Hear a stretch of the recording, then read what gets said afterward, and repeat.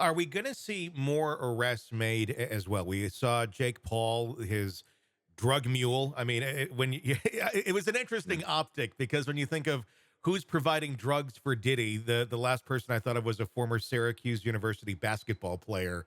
This white kid that just looks like Yeah. he's out of American Pie or something. And obviously he's very low level in any of this, but he's someone who could very easily be a confidential informant and could probably expose a lot of things that other people aren't seeing, but he was able to see. But what about not just him? We have Diddy's staff. There's a lot of allegations, especially in the Rodney lawsuit, the civil lawsuit that talks about his staff being complicit in a lot of these things, and some other unnamed artists as well. Cuba Gooding Jr., of course, was in there, but there was a lot of Jane Does, John Does, and unnamed people that it's Diddy. There's people associate with him. A lot of big name people have associated with him over the years. How worried do you think that world is right now of individuals who may have at some point had some sort of interaction with Diddy, or maybe went to a party and it went further than they think it should have, and now, oh shit, am I on Diddy's security system? Oh, they should be very worried. There's no question that Diddy rubbed shoulders with a lot of rich and famous people, and they participated in any of these acts, they could be charged as well. And you're right. I mean, you mentioned folks like R. Kelly and Jeffrey Epstein. Uh-huh. Oftentimes when you're talking about men of significant financial means, they're not out there recruiting these young women themselves. Obviously, Jeffrey Epstein had Ghislaine Maxwell. Epstein never received the criminal justice that he deserved, but Maxwell is doing time in federal prison for helping recruit young girls for him. Obviously, R. Kelly was charged in a RICO conspiracy, and there are all sorts of individuals in his inner circle that helped them. And I think that probably the person that should be most worried is his chief of staff, Hmm. Christina Horam. She's named in the Little Rod Yeah. lawsuit as someone that helped allegedly recruit these young girls. She's a woman herself, and that's not uncommon. But even his kids, Justin is named as a potential recruiter, and there's a lot of individuals. If you look, whether they're the money guy, the drug guy, it's potentially its own criminal enterprise here, Tony. It's yeah. I mean, it's one of those things you look and go, there's probably some, shady shit going on here and there, but to this level, it was like, oh my God. Why did it take this long? I mean, there's, like I said, the allegations have been flying around for years of very unscrupulous behavior, to put it lightly. Why now? Is it just because of the way that some of these other things were settled and what out there that went out there that was public of the allegations of sexual abuse that finally caught the eye of federal investigators? Or what was the reason he was so insulated and nobody was able to go a little bit deeper into this? Because I'm guessing this is not necessarily new behavior for Diddy. It's not, and I got 2 answers for that.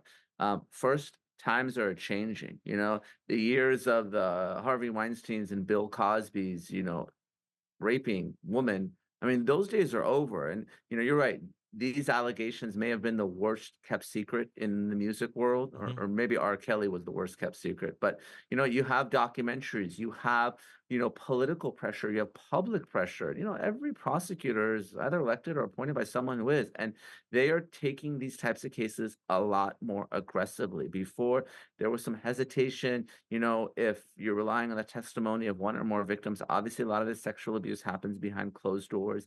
Victims may not file those contemporaneous reports. They may come forward years later. People might think, well, Cassie Ventura is a disgruntled ex. She's just after money. But I think there is this um, really sort of acceptance on the part of prosecutors that these are righteous cases that should be pursued, and maybe the old guard wouldn't pursue these cases. That's one. And two, like you said, when you have victim after victim who's coming forward telling a consistent story, Hmm. maybe you have concerns if you're a prosecutor relying on the testimony of one victim, but you have multiple individuals, they're saying the same thing. They were there, they were witnesses, particularly if there's video evidence that doesn't lie.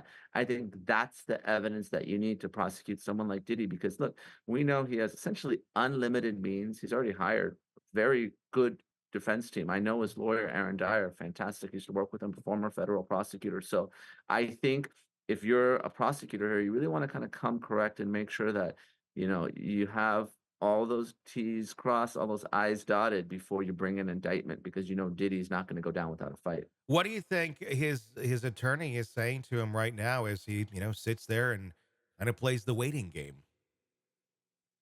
Yeah, I think they're trying to build that defense team because, again, I think they're anticipating the indictment. And look, Diddy has beaten charges before. There was a nightclub shooting with Yep. Jennifer Lopez, right? He was acquitted in that case. So firearms charges, bribery. He was alleged to have, bribed his one of his security guards to take the fall. So he's going to fight. I don't think he's going to take any type of deal. I don't think the Fed's going to offer any type of deal that he'll accept. So this might be another dream team type situation. I'm not saying the result's going to be the same, but Diddy's lawyers are probably preparing to get the team together because this is gonna be a big fight. It's gonna be it's just crazy, and it's gonna be crazy to see how many other people are brought down as well in this process, and hopefully rightfully so. Get some of these people out of there that have been part of the old guard and that old world that is slowly eroding and falling apart. Thank goodness, but shocking nonetheless. Neama Rahmani, thank you for coming on and giving us your insight and talking about the helicopters flying over your house.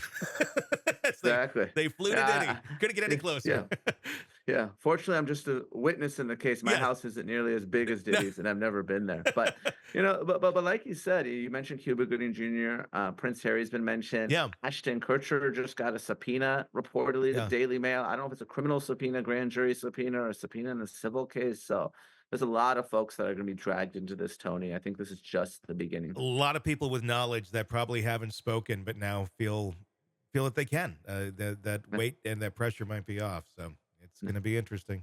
Hey, it's Tony Brueski. If you like the podcast, be sure to like, subscribe, and press that bell so you don't miss any of our updates on the cases we're following for you right here at the Hidden Killers podcast from True Crime Today.